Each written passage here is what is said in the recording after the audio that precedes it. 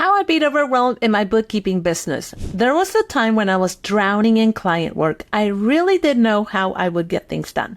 But then I implemented a priority management system.